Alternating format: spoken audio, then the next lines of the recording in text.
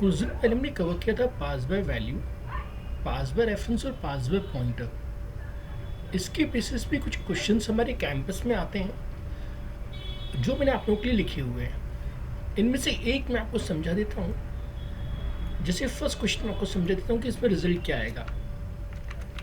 तो हम इस प्रोग्राम को यहाँ टाइप कर लेते हैं।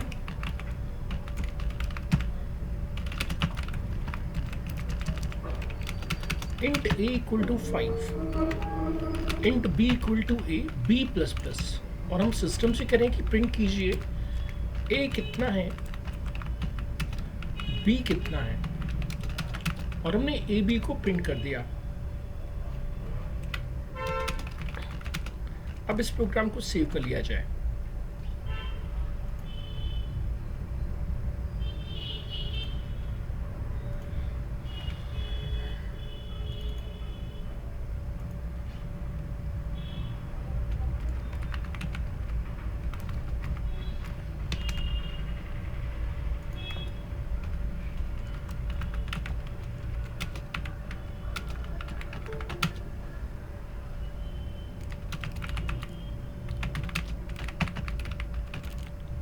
अब इस प्रोग्राम को हम कंपाइल कर लेते हैं और रन कर लेते हैं। देखिए हमें मिल रहा है A5 और मिल रहा है B6। तो हमें समझना होगा कि इसका आंसर A5 और B6 क्यों आया, जिसके लिए मैं छोटा सा एक फिगर बना रहा हूँ आप लोगों के लिए।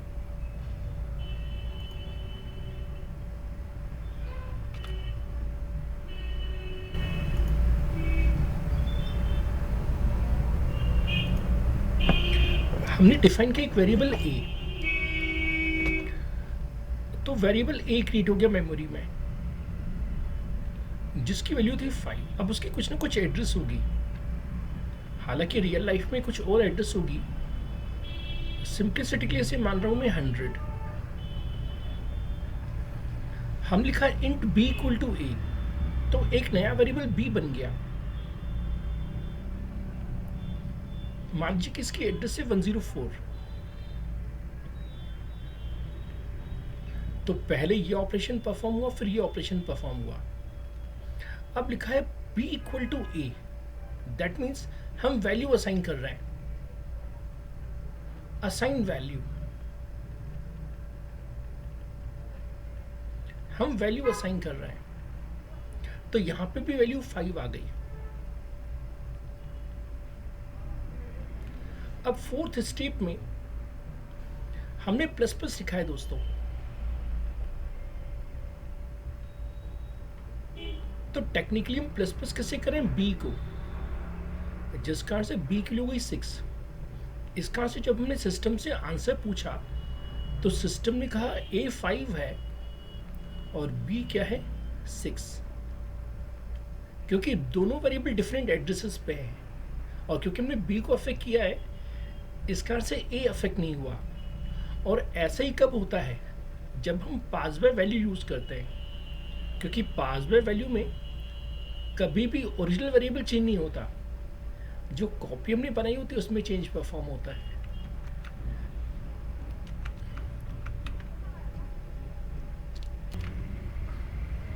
पहले क्वेश्चन में लिखा था a equal to 5, b equal to a।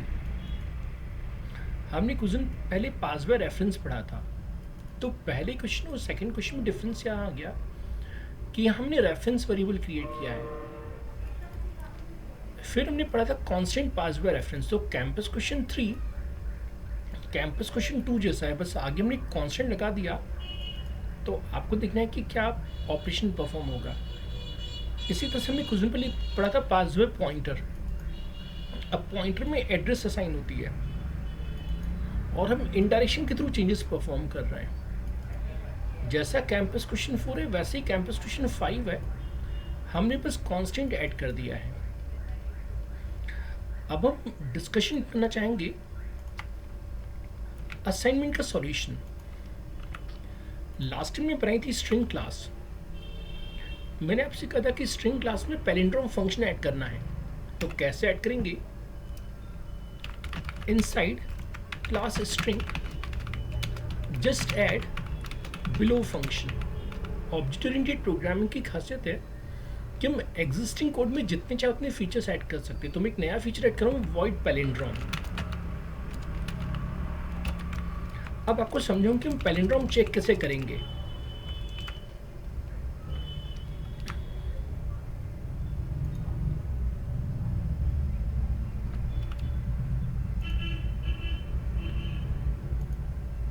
हम जानते हैं कि हमारी स्ट्रिंग क्लास में हमने एक array बनाया था n,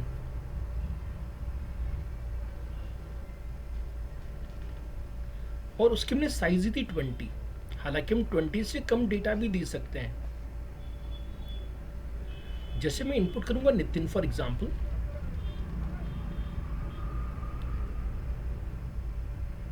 अब मेरे चैनल पे एक वीडियो था, effective way of checking for the palindrome string. हम क्या करेंगे, इन दो कैरेक्टर्स को आपस में कंपेयर करेंगे। पैलिंड्रोम की खासियत होती है दोस्तों, हाफ लेटर्स 0 1 2 3 4, जो अंतिम कैरेक्टर वो फर्स्ट से मैच हो जाएगा, जो सेकंड लास्ट है वो इससे मैच हो जाएगा। तो ये पैलिंड्रोम है। लेकिन बाय चांस अगर कहीं भी मैच नहीं हुआ, जिसमें एक डेटा दे रहा हूं मदन,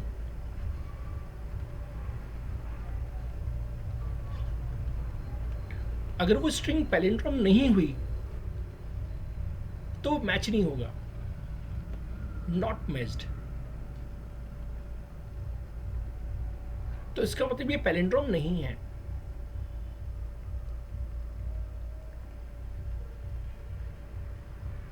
तो अभी जो मैं आपके लिए प्रोग्राम बनाऊंगा उसमें हम सेम वैसे ही लॉजिक लगाएंगे जैसा हमने रिवर्स में लगाया था।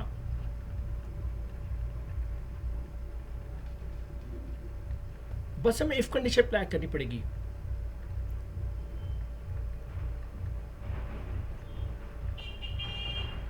तो बस वो छोटी सी इफ कंडीशन लगाने से हमारा पर्पस सॉल्व हो जाएगा। तो चलिए इसकी प्रोग्रामिंग की जाए कि कैसे इसको हम अचीव करेंगे। तो एक हम वेरिएबल ले लेंगे आई, जो रिप्रेजेंट करेगा लेंथ को। एक वेरिएबल जे, जो अंतिम पोजीशन पे होगा, यानी आई -1, और एक वेरिएबल के, जैसा कि हमने रिवर्स में परफॉर्म किया था। अब हम के और जे को कंपेयर करेंगे कि दोनों मैच करें या नहीं। अब जैसा कि अपने डिस्कशन के हमने फंक्शन का नाम दिया पैलिंड्रोम, और हमने 3 वेरिएबल डिफाइन कर लिया आई जे के। सबसे पहले हमने आई में लेंथ फाइंड कर ली। काफी दिन पहले हमने सीखा था कि लूप में हम कॉमा लगा के मल्टीपल वेरिएबल इनिशियलाइज कर सकते हैं। तो हमें एक वेरिएबल के चाहिए जो 0 से शुरू होगा, और जे चाहिए जो i -1 से शुरू होगा, और हमें हाफ रिवर्सल करना है। हाफ रिवर्सल का मतलब है i/2। जैसे इस समय i 5 है, तो i क्योंकि 5 है तो सी लैंग्वेज में i/2 आएगा 2, क्योंकि इंटीजर अपॉन इंटीजर इंटीजर होता है। तो सिस्टम से मैं कह रहा हूं कि सिस्टम आपको लेस देन i/2 चलना है। लेस देन i/2 मीन्स केवल 0 और 1, ये इससे कंपेयर होगा, ये इससे कंपेयर होगा। ऐसे यहां पे भी आप देख सकते हैं 0 1 2 3 4 5। अब ऑड नंबर्स होंगे तो भी काम चल जाएगा, इवन नंबर्स होंगे तो भी काम चलेगा, कोई दिक्कत नहीं। अब देखिए मैंने कंडीशन क्या दी है। मैंने कंप्यूटर से कहा है कि कंप्यूटर चेक करो n का kth लेटर nth के j लेटर के बराबर है या नहीं। जैसे आप देख सकते हैं यहाँ पे कंडीशन ट्रू हो गई, नॉट इक्वल है। जैसे यहाँ पे m है, यहाँ पे n है, कंडीशन ट्रू हो गई। तो जैसे कंडीशन ट्रू है तो मैसेज आ जाएगा कि जो स्ट्रिंग आपने इनपुट की वो पैलिंड्रोम नहीं है, और वहीं लूप रुक जाएगा। तो लूप कहाँ रुका, जहां k 0 था। तो क्या k ने एग्जैक्टली हाफ ट्रेवल किया? नहीं। कोई भी स्ट्रिंग पैलिंड्रोम तभी कहलाएगी जब k हाफ तक ट्रेवल कर जाए और एक बार भी कंडीशन फेल ना हो। क्योंकि काफी दिन पहले जब मैंने 1 से लेके 5 तक लूप चलाया था तो लूप 6 होता था, एंड होता था 6 पे। वैसे ही हमने लूप चलाया था लेस देन i/2, तो लूप रुकेगा एग्जैक्टली i/2 पे। तो हमने लास्ट में एक कंडीशन दी है कि क्या लूप कंप्लीटली चला है, क्योंकि मैं less than i by two तक चलने के लिए कहा था। अब एक बार प्लस प्लस होकर ये एग्जैक्टली आई बाय टू हो जाएगा। अगर loop exactly I by two तक चला है तो हम कह सकते हैं कि स्ट्रिंग पैलिंड्रोम है। जैसे दूसरा एग्जाम्पल देखिए, यहाँ पे n और n बराबर है, यानी एग्जैक्टली इक्वल है।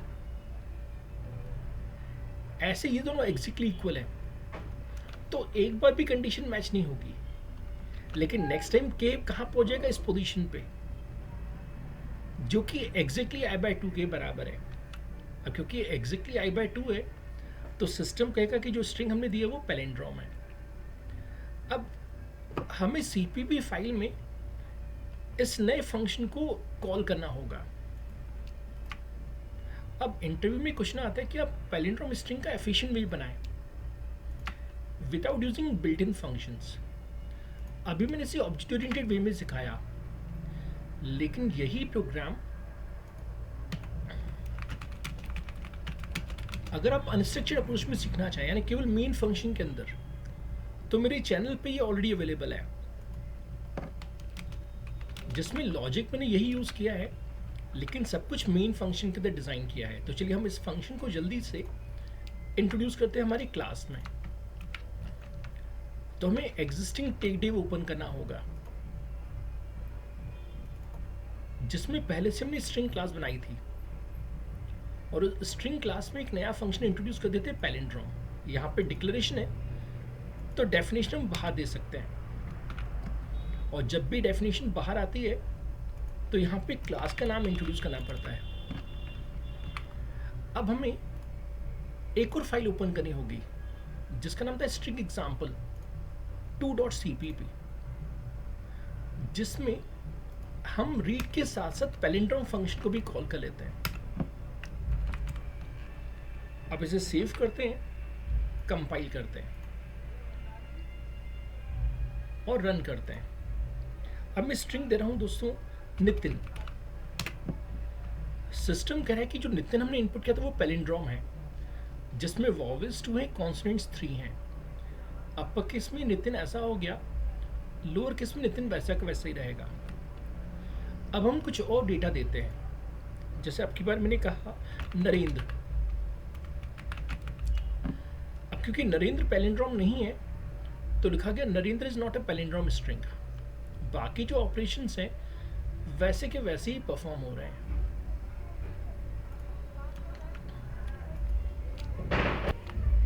हम बात करेंगे सॉर्टिंग टेक्निक की, जो कि डेटा स्ट्रक्चर का एक एग्जाम क्वेश्चन है। सॉर्टिंग का डेफिनेशन है अरेंज करना आइटम को असेंडिंग या डिसेंडिंग ऑर्डर में, जिसके लिए हमें सॉर्टिंग टेक्निक यूज करनी पड़ती है। कुछ सॉर्टिंग टेक्निक्स बहुत आसान है इम्प्लीमेंट करना, लेकिन वो तभी सुटेबल है जब एरे का साइज स्मॉल हो, थ्योरेटिकली लेस देन 16। अगर हम किसी डेटा स्ट्रक्चर की बुक को पढ़ें तो लिखा होता है number of items less than equal to 16। तो 16 या उससे कम एलिमेंट से तो तुम बहुत ही आसान सी टेक्निक यूज कर सकते हैं, जैसे सिलेक्शन सॉर्ट और बबल सॉर्ट। लेकिन डेटा स्ट्रक्चर के सब्जेक्ट में कुछ एफिशिएंट टेक्निक्स भी दी गई हैं, जिनको इम्प्लीमेंट करना थोड़ा सा हार्ड है as compare to selection sort या बबल सॉर्ट। लेकिन उनकी खासियत है दोस्तों, वो लार्ज एरे पे भी काम करती है, जिसे क्विक सॉर्ट, मर्ज सॉर्ट और हीप सॉर्ट। क्विक सॉर्ट को आप मेरे चैनल पे भी देख सकते हैं। जितनी भी सॉर्टिंग हम परफॉर्म करते हैं वो रैम पे परफॉर्म होती है, जिससे हम कहते हैं इंटेल सॉर्ट टेक्निक। ये वाइवा क्वेश्चन है, लेकिन कभी कभी डेटा टेराबाइट्स में होता है। हम जानते हैं कि हमारी सिस्टम में रैम होती है केवल जीबी में, गीगाबाइट्स में, तो it is not possible to perform sorting on terabytes. तो हम क्या कहते हैं स्टोरेज डिवाइसेस यूज़ करते हैं, जैसे हार्ड डिस्क। इनको हम कहते हैं एक्सेल सॉर्ट टेक्निक। अब क्योंकि ये हार्ड डिस्क में परफॉर्म हो रही तो इनकी स्पीड कम होती है, जिस कारण से बहुत ही स्लो होती है। जैसे एग्जाम में क्वेश्चन आता है रेडिक्स सॉर्ट और शेल सॉर्ट का,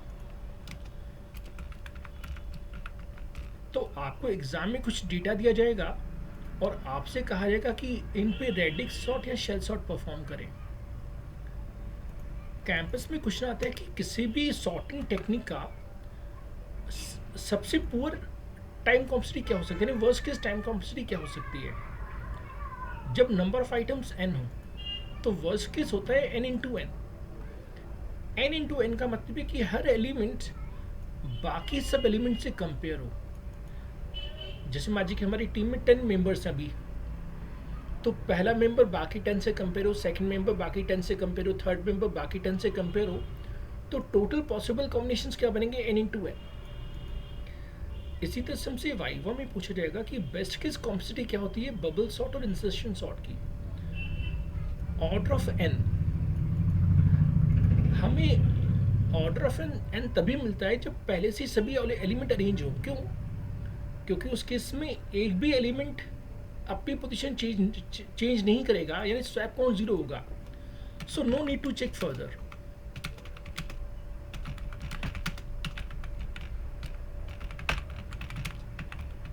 जिस कारण से बेस्ट केस कॉम्प्लेक्सिटी होगी ऑर्डर ऑफ n। अब आज हम सबसे पहले सीखेंगे सिलेक्शन सॉर्ट टेक्निक के बारे में कि सिलेक्शन सॉर्ट टेक्निक क्या होती है।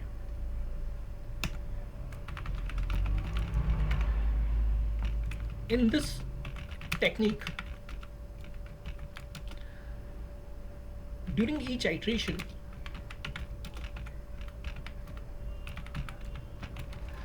ith element is assumed as minimum.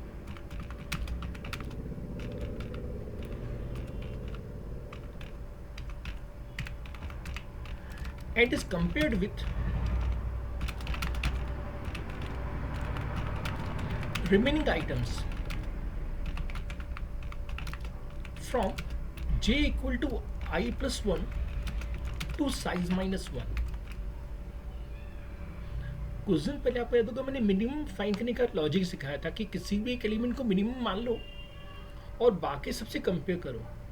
तो सिलेक्शन सॉर्ट टेक्निक में हम ith एलिमेंट को मान लेते हैं मिनिमम, और बाकी जितने भी एलिमेंट बचे हैं i plus 1 से लेकर साइज माइनस तक उनसे हम कंपेयर करते हैं to find the minimum element. As if a of j less than a of min means min equal to I. If aj less than a min तो min equal to j। तो पहले हमने क्या किया, i को माना minimum, लेकिन बाकियों से हमने कंपेयर किया कि उससे भी कोई छोटा एलिमेंट है या नहीं। तो अगर i से भी कोई छोटा एलिमेंट होगा तो उसको तो ये कंडीशन ट्रू हो जाएगी, मतलब i मिनिमम नहीं है, j मिनिमम है। At the end of each iteration या loop, if i not equal to minimum, we perform interchange swap operation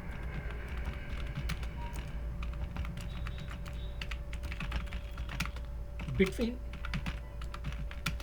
I and the minimum element। means कुछ ऐसा स्वैपिंग करते हैं t equal to ai equal to a min equal to t। आपको याद होगा कुछ दिन पहले मैंने आपको स्वैपिंग सिखाई थी, वही स्वैपिंग हम यहाँ पे परफॉर्म करते हैं। और सबसे इंपॉर्टेंट यहाँ पे पॉइंट क्या है वो भी हम एक यहाँ लिख देते हैं।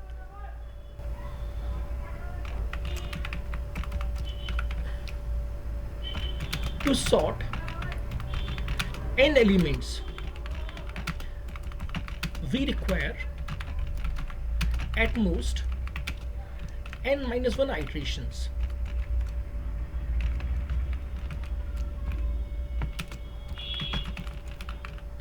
तो जितने भी एलिमेंट है दोस्तों, उससे एक कम एलिमेंट अरेंज करना पड़ता है। जैसे 3 दोस्त हैं, राजू, रंचो, फरहान, इनको में अल्फाबेटिकली अरेंज करना है, तो किन्हीं भी 2 को अरेंज कर लीजिए। अब तीसरे को अरेंज करने की जरूरत ही नहीं है, क्योंकि तीसरा एलिमेंट अपने आप प्रॉपर पोजीशन पे आ जाएगा। So to arrange n elements we require at most n-1 iterations. अब हमें सीखना है सिलेक्शन सॉर्ट टेक्निक। अब इस टेक्निक में होता क्या है, इस टेक्निक में हम हर लूप के दौरान यानी हर आइट्रेशन के दौरान ith एलिमेंट को मिनिमम मान लेते हैं, यानी min इक्वल टू आई। अब हम क्या करते हैं, कंपेरिजन परफॉर्म करते हैं।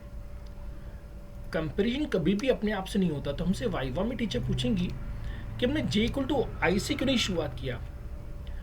टेक्निकली हम j इक्वल टू आई से भी शुरुआत कर सकते हैं, लेकिन अपने आप से कंपेयर करने का कोई एडवांटेज नहीं है।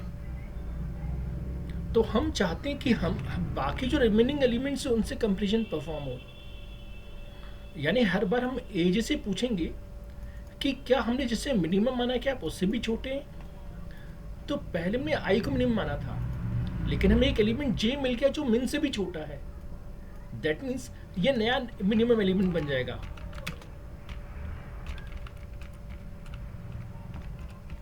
एक नया एलिमेंट सेलेक्ट हो गया, तभी तो उसका नाम सिलेक्शन सॉर्ट पड़ा। तो टीचर हमसे वाइवा में पूछेंगे क्यों इसका नाम सिलेक्शन सॉर्ट है, क्योंकि सिलेक्शन सॉर्ट में हम एक तरह से सिलेक्शन करते हैं कि कौन सबसे छोटा है। यहां पे मैं लिखना चाहूंगा eight the end of each iteration. जब हर आइट्रेशन एंड हो जाएगी तो हम पूछेंगे कि क्या आई मिनिमम नहीं है क्या। अगर आई मिनिमम नहीं है तो हम स्वैपिंग परफॉर्म करेंगे, जैसे हमने कुछ दिन पहले डिस्कस किया था। हम ए आई की जगह ए मिन को भेज देंगे और ए मिन की जगह ए आई को भेज देंगे। और अंत में दोस्तों, जब किसी लिस्ट में n नंबर ऑफ एलिमेंट्स हों तो सॉर्टिंग करने के लिए एटमोस्ट n-1 आइट्रेशंस रिक्वायर्ड होती हैं। अब ये कैसे वर्क करता है ये समझाने के लिए मैं आप लोगों के लिए आइट्रेशन टेबल बना रहा हूँ। पहली आइट्रेशन में आई 0 रहेगा, क्योंकि हम आई का लूप 0 से शुरू करेंगे, यानी इंडेक्स 0 से शुरू करेंगे। जे चलेगा 1 से लेके 3 तक, क्योंकि जे को यहां से चलना है। अब यहां पे हम कंडीशन देंगे a of j less than a of min। अब सेम ऐसे ही एक आइट्रेशन टेबल में और बना लेता हूं। अब क्योंकि 4 एलिमेंट्स हैं, यहां पे n इक्वल टू 4 है, तो 3 आइट्रेशन हमें बनानी पड़ेंगी। तो यहां पे मैं आइट्रेशन सेकंड भी बना लेता हूं। आइट्रेशन सेकंड में i हो जाएगा 1। अब क्योंकि i 1 हो गया तो j प्लस 1 से शुरू होगा, 2 से शुरू होगा। min बराबर i होता है, जिस कारण से min यहाँ पे 1 से शुरू होगा और j चलेगा 1 से लेके 2 तक। ऐसे ही एक और आइट्रेशन टेबल बनेगा, आइट्रेशन टेबल थर्ड। अगर आपको एक आइट्रेशन टेबल समझ में आ गया तो बाकी आइट्रेशन टेबल भी वैसे के वैसे ही बनते जाएंगे। j चलेगा 3 से 3 तक और min चलेगा 2। ये चलना चाहिए 2 से। यहां पे इसकी जरूरत नहीं है क्योंकि j 1 से चलना है, यहां से 2 से और यहां पे 3 से 3 तक। तो चलिए अब हम इसको फिगर से समझते कि कैसे इसने वर्क किया।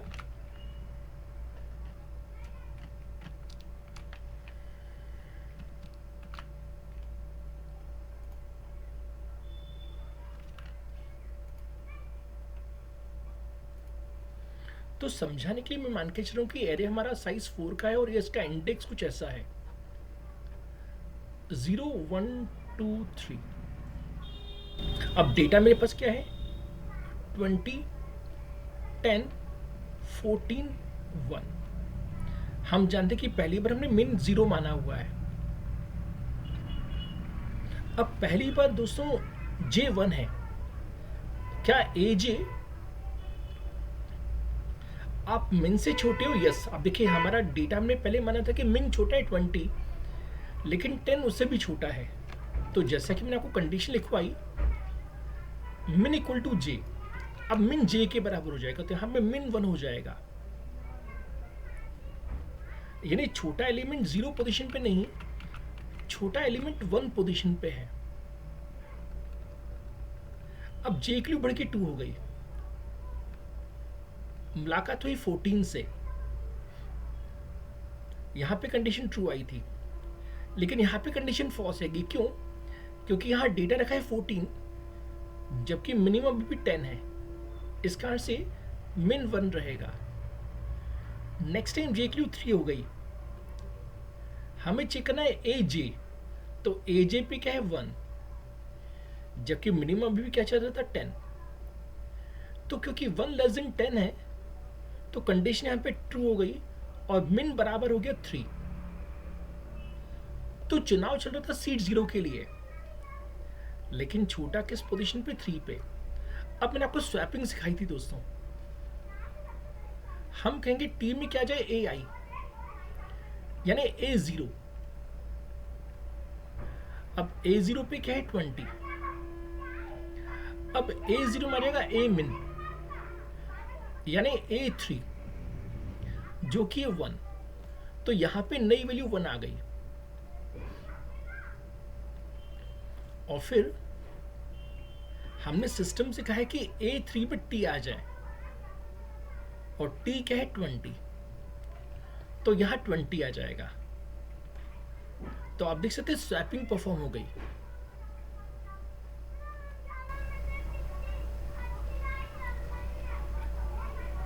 क्योंकि छोटा एलिमेंट 20 नहीं, छोटा एलिमेंट 1 है। बाकी जो दो एलिमेंट है वैसे के वैसे ही हैं, तो बाकी दो एलिमेंट क्या है 10 और 14। अब आइट्रेशन सेकंड में क्या होगा दोस्तों, आइट्रेशन सेकंड में ये वाली लिस्ट यूज होगी। तो डेटा मेरे पास क्या है 1, 10, 14 और 20। अब बड़ी इंटरेस्टिंग चीज आ गई, लिखा है min इक्वल टू 1, क्योंकि पहला एलिमेंट अरेंज हो गया तो अब हम इसको मिनिमम मानेंगे। अब इससे मुकाबला करने की जरूरत नहीं है, तो बचा कौन कौन है, केवल 2 और 3 इंडेक्स, जिस कारण से आप देख सकते हैं जे केवल 2 और 3 बचा है। तो हम पूछेंगे 14 से, क्या 14 आप 10 से छोटे, उसने कहा ना, जे इक्वल टू 3 हो गया। हमने 20 से पूछा कि क्या आप 10 से छोटे, उसने कहा ना, that means no swapping required. क्योंकि जिसको हमने छोटा माना था दोस्तों, एक्चुअली वही एलिमेंट सबसे छोटा है। तो अल्टीमेटली रिजल्ट क्या आ गई 1, 10, 14 और 20। हालांकि मैंने डेटा कुछ ऐसा लिया था कि एक ही बार में अरेंज हो गया, लेकिन बाय चांस अगर कुछ ऐसा डेटा होता जो एक बार में अरेंज नहीं होता, तो हमें एक आइट्रेशन और बनानी पड़ती, आइट्रेशन थर्ड। एक बार जब मैं लॉजिक समझ लिया तो अब हमें इसकी प्रोग्रामिंग करनी है। अब प्रोग्राम में दो तरह से बनाऊंगा। पहले मैं अनस्ट्रक्चर्ड वे में बना रहा हूँ, जिसमें सब कुछ मैं मेन के अंदर लिखूंगा। फायदा क्या रहेगा कि कोडिंग एकदम सिंपल रहेगी, लेकिन माइनस पॉइंट है दोस्तों, इसको हम रीयूज नहीं कर सकते। तो सबसे पहले हमने ग्लोबल वेरिएबल बनाया साइज इक्वल टू 4। अब फ्यूचर में अगर आपको साइज बढ़ानी हो तो साइज आप बढ़ा भी सकते हैं। हमें फिगर के हिसाब से एक एरे बनाना है, एरे ऑफ इंटीजर। साथ साथ हमें कुछ वेरिएबल्स डिफाइन करें जो हमें रिक्वायर्ड रहेंगे ड्यूरिंग सॉर्टिंग। इनको हम कहते हैं लोकल वेरिएबल्स। सबसे पहले हमें इनपुट लेना पड़ेगा, क्योंकि हमें नहीं पता कि डेटा यूजर के पास क्या है। तो हमने लूप परफॉर्म किया 0 से लेके लेस देन साइज तक i++, और हम एक मैसेज प्रिंट करेंगे एंटर आइटम a%d। तो यूजर को डेटा आएगा एंटर a0, a1, a2, और हम इनपुट करेंगे a के ith इंडेक्स पे।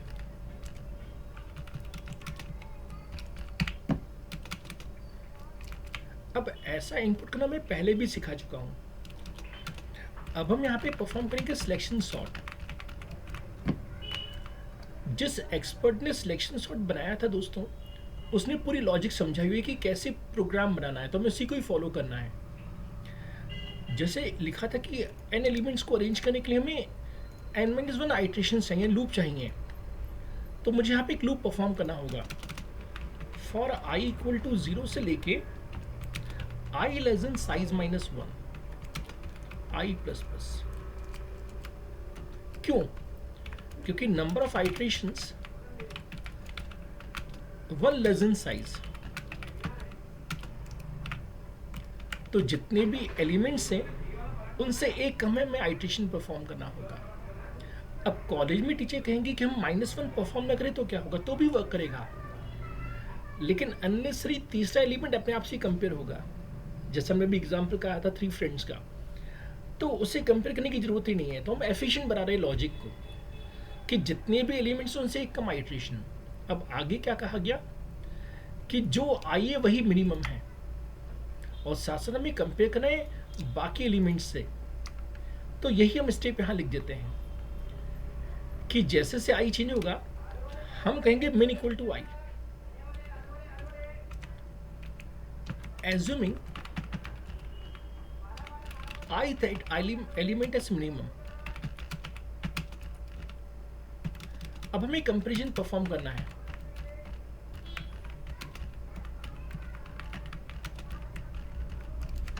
Compare with remaining items. तो if A of J less than A of min, यानी जेथ एलिमेंट छोटा है मिन से, तो min इक्वल टू जे।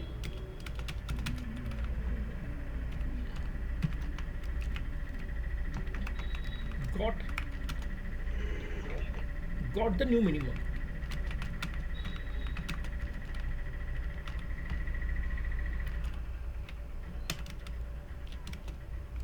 अब यह लूप खत्म हो गया।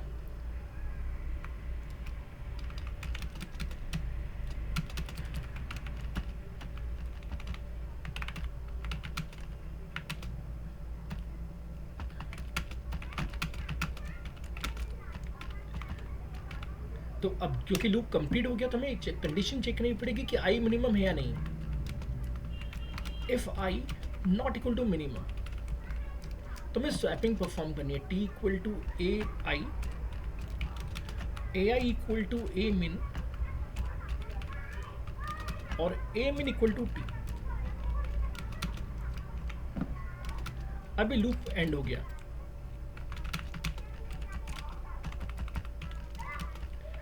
यहां पे जे लूप का एंड हो गया।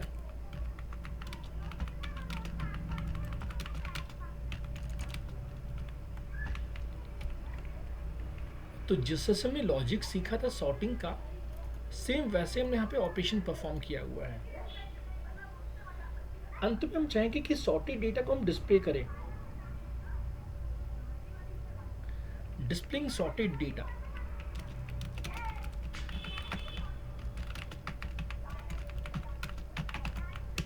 तो जैसे हमने इनपुट परफॉर्म किया था वैसे में डिस्प्ले भी परफॉर्म करना है। हम यहाँ लिखेंगे %d/t और a ऑफ i।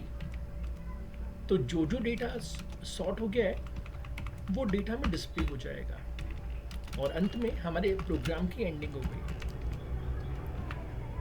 तो एग्जाम में हम चाहें तो अनस्ट्रक्चर्ड वे में भी प्रोग्राम बना सकते हैं, अगर वो हमें क्लासेस बनाने के लिए ना कहें। तो कभी कभी एग्जाम में आता है कि सिलेक्शन सॉर्ट का प्रोग्राम लिखें। In that situation you can use this approach. और जैसे कि हमने कहा था कि जितनी भी लेस एफिशिएंट टेक्निक हैं वो इजियर टू इम्प्लीमेंट है।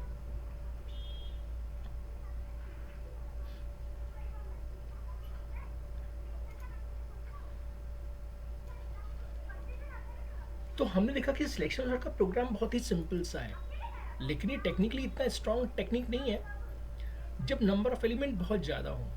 लेकिन हाँ, नंबर ऑफ एलिमेंट अगर लेस देन इक्वल टू 16 है then it is always easier to use selection sort. दोस्तों, हम इस प्रोग्राम को रन करके देखना चाहेंगे कि हमें सॉर्टिंग का रिजल्ट प्रॉपर्ली मिल रहा है या नहीं।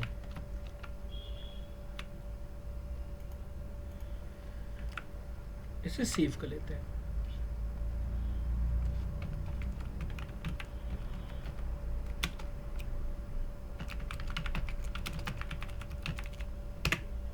अब दोस्तों से कंपाइल किया जाए।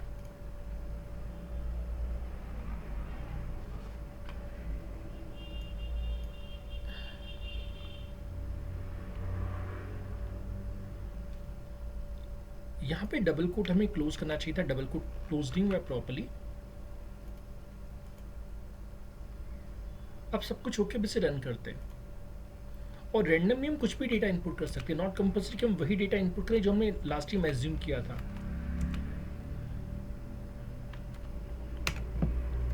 तो सिस्टम बता रहा है कि सॉर्टिंग के बाद डेटा हो जाएगा 10, 13, 14, 20। अब कभी कभी हमें टीचर कहती है कि हमें असेंडिंग ऑर्डर नहीं डिसेंडिंग ऑर्डर चाहिए, तो बस यहाँ पे लेस देन की जगह ग्रेटर देन आ जाएगा, बाकी प्रोग्राम वैसे का वैसा ही रहेगा। अब हम कुछ डेटा इनपुट कर लीजिए, जैसे 10, 4, 15 और से 1। तो अब देख सकते हैं डेटा डिसेंडिंग ऑर्डर में आ गया, 15, 10, 4, 1। अब कभी कभी टीचर कहती है कि इसी प्रोग्राम को फंक्शंस के अप्रोच में कन्वर्ट करो, तो अभी इसी प्रोग्राम को मैं फंक्शंस के अप्रोच से आपको डिज़ाइन करके दिखाना चाहूँगा। फंक्शंस अप्रोच, हम जानते हैं कि फंक्शंस की अप्रोच बहुत ही आसान सी है। हम एक फंक्शन बना लेते हैं रीड, जिसमें हम एक एरे पास करेंगे, और जो रीड का लॉजिक था वो यहां से हटा के हम यहां रख देते हैं, यहां पे इंटीजर और एक्स्ट्रा आ जाएगा। तो यहां पे हम रीड फंक्शन कॉल कर लेंगे, क्योंकि हमने काफी दिन पहले सीखा था कि ऐसा किया जा सकता है। So instead of writing this function inside main function, we can design a read function. अच्छा, अब दोस्तों इसी तरह से हम इसको हटा देते हैं यहां से, और यहां पे लिख देते हैं selection sort of A. Again this is a function call, तो यहां पे हम एक फंक्शन बना लेते हैं सिलेक्शन सॉर्ट, और उसमें एक एरे पास कर लेते हैं। हमने कुछ दिन पहले पढ़ा था लोकल वेरिएबल, तो सिलेक्शन सॉर्ट को कौन कौन से वेरिएबल चाहिए, आई, जे, मिन और टी। अच्छा, अब हम एक फंक्शन बना लेते हैं डिस्प्ले,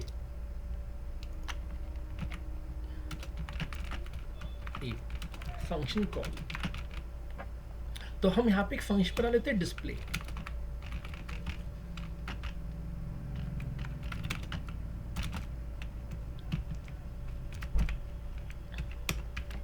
और हमें यहाँ पे एक इंटीजर वेरिएबल डिफाइन करना होगा। तो आपने देखा कि जो प्रोग्राम हम अभी अनस्ट्रक्चर्ड वे में बना रहे थे, वही प्रोग्राम हमने कॉपी पेस्ट करके फंक्शंस के अप्रोच में कन्वर्ट कर दिया।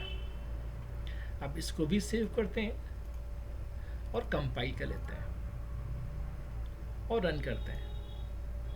अब क्योंकि सबसे पहले हमने रीड फंक्शन कॉल किया है, तो रीड फंक्शन अपना ऑपरेशन परफॉर्म कर रहा है। तो जो भी हम डेटा देना चाहें दे सकते हैं, जैसे 1, 2, 23, 4, 15। अगेन डेटा अरेंज हो रहा है, क्योंकि बाद में हमने सिलेक्शन सॉर्ट कॉल किया था और डिस्प्ले फंक्शन को कॉल किया था। अब यही प्रोग्राम मैं आप लोगों को एक बार फिर से बना के दिखाना चाहूंगा तीसरे तरीके से, जो है क्लासेस का अप्रोच, जो कि आप मेरे चैनल पे भी देख चुके हैं।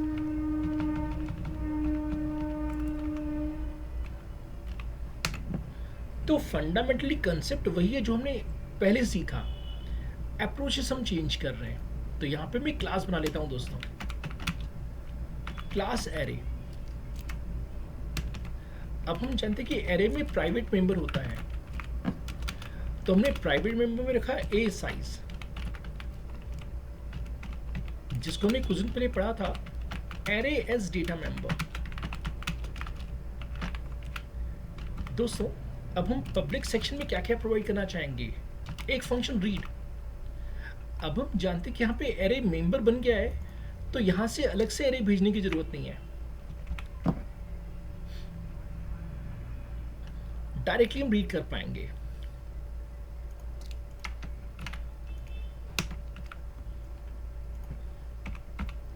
अब इसी तरह से हम जानते हैं कि एरे यहाँ पे हमने डिफाइन किया है, तो यहाँ पे फिर से एरे भेजने की जरूरत नहीं है।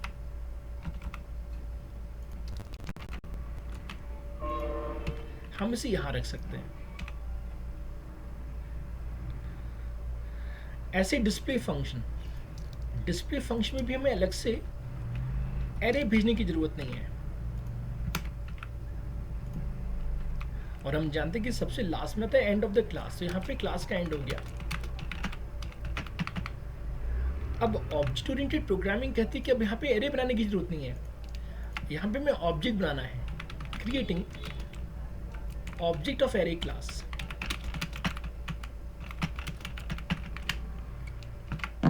तो हम लिख रहे हैं एरे ए, या जो भी आप नाम देना चाहें। और हम जानते हैं कि अब हम सिंपली लिखेंगे कुछ ऐसा, ए डॉट रीड, ऐसे ए डॉट सिलेक्शन सॉर्ट, ऐसे ए डॉट डिस्प्ले। अब यहाँ पे हमें अलग से पैरामीटर भेजने की जरूरत नहीं है, क्योंकि हम जानते हैं कि ये स्टेप 2 थी, जबकि हमारी स्टेप 3 है। Message passing to the class using object.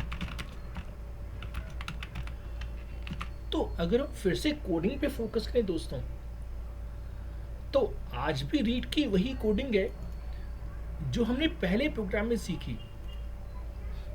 अगर मैं आज का पहला प्रोग्राम ओपन करूं,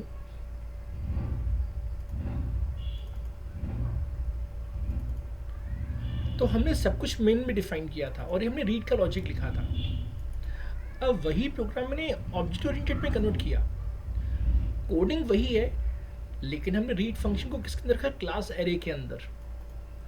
ऐसे ही आज के हमारे पहले प्रोग्राम में सॉर्टिंग हमने डायरेक्टली मेन के अंदर लिखी हुई थी।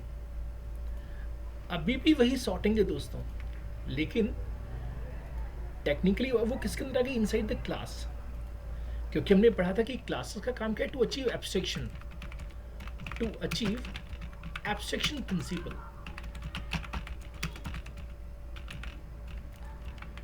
जो मेन प्रोग्राम बना रहा है उसका काम आसान हो गया। जो मेन प्रोग्राम बना रहा है उसे सिंपली लिखना है एरे ए, सिंपली लिखना है a dot read, no internal details required.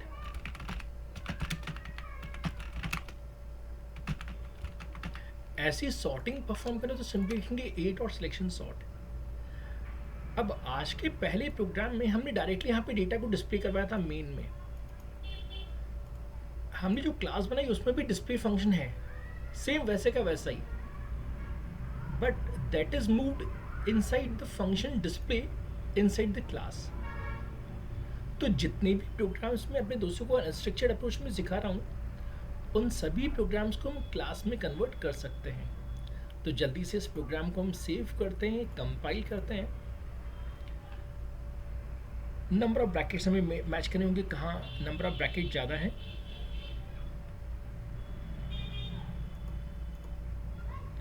यहाँ पे नंबर ऑफ ब्रेसेस की इश्यूज हैं, हम राइट क्लिक करके कर देते हैं फॉर्मेट, जिससे हम नंबर ऑफ ब्रैकेट्स मैच कर पाए कि कहाँ ब्रैकेट्स मिसमैच हो गए हैं।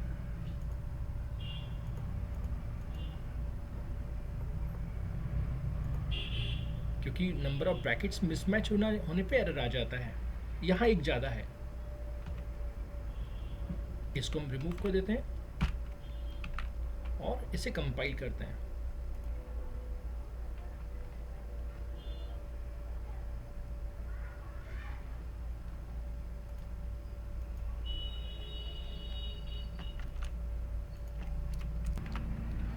जब हमने कोडिंग को फॉर्मेट किया तो हमें पता चला कि ये डिस्प्ले का एंडिंग है, तो एक एंडिंग हमें और रिक्वायर्ड है, एंड ऑफ द क्लास।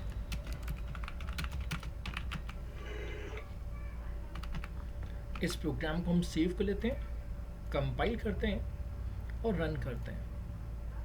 अब देखिए हमसे एरे पूछा जा रहा है दोस्तों, तो जो भी डेटा आप देना चाहें वो डेटा दे सकते हैं। अगेन डेटा अरेंज हो गया। अब मैं इस प्रोग्राम को फिर से सेव एज कर लेता हूं। इसका मैं नंबरिंग दे रहा हूं 5th। यहां से अब मैं पूरी क्लास एरे हटा देता हूं और सिंपली लिख रहा हूं हैश इंक्लूड टेकडिव.h। जैसे कि आपको मैं पहले भी सिखा चुका हूँ कि हम हेडर फाइल में प्रोग्रामिंग कर सकते हैं।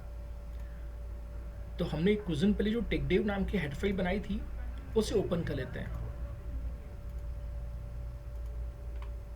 और क्लास को हम इस एरे में से इस क्लास में सेव लेते हैं, इस हेडर फाइल में। तो कुछ दिन पहले मैं बनाया था circle class, sphere class, string class, वैसे यहाँ पे मैं लास्ट में क्लास एरे भेज देता हूँ। अब देख सकते हैं यहाँ पे क्लास एरे में प्रिंटफ यूज हो रहा है, तो क्यों ना हम यहाँ पे कंडीशनल कंपाइलेशन और ऐड कर दें। हम सिस्टम से रिक्वेस्ट करें कि सिस्टम अगर प्रिंटफ डिफाइन ना हो तो हो जाए हैश इंक्लूड stdev.h, क्योंकि हम जानते हैं कि हमारी अब इस प्रोग्राम में कहीं सी आउट यूज हो रहा है और कहीं प्रिंटफ यूज हो रहा है। अब क्योंकि कहीं प्रिंटफ यूज हो रहा है तो हमें इसे भी इंक्लूड करना पड़ेगा। अब हम यहां से हटा सकते हैं। Now thanks to this approach, जो भी मेरा एंड यूजर है, जैसे डेवलप बाय से ये प्रोग्राम बनाया सागर ने,